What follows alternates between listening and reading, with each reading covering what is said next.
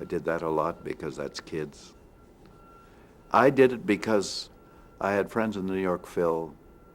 I was, even with Steve, I was guest conducting occasionally. You know, I would do, I remember I did the Louisville Orchestra, I did some orchestras.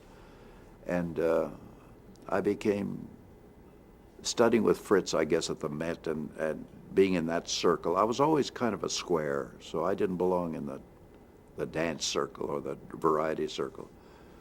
But I had friends with the New York Philharmonic. And when Kangaroo, when they called me, who I don't know who called, maybe Bob did himself, and had this idea that he'd like to have musicians of stature come on and play and show, not necessarily to teach, but show what you are when you have arrived. And that was Julie Baker, I remember, the flutist, and the oboe player, I forget now. Anyway, I was the catalyst. I was the middleman on Kangaroo. He would introduce me, who was going to bring these friends who were fantastic musicians to his house. And then I would do the interview, so-called. I would do the presentation. It was very smart of Keishan. Good idea. And it was wonderful for me. I loved doing that show.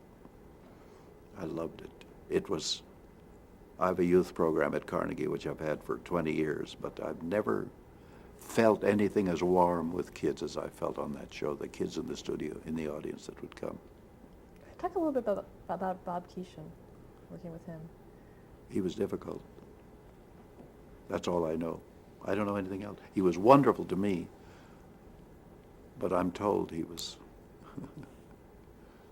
rather stern with his troops. I think that's what you say. And I loved, who was his foil? Green Jeans, was that what Green Jeans?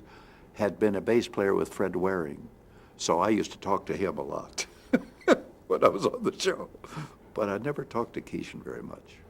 But it was his idea that put me on.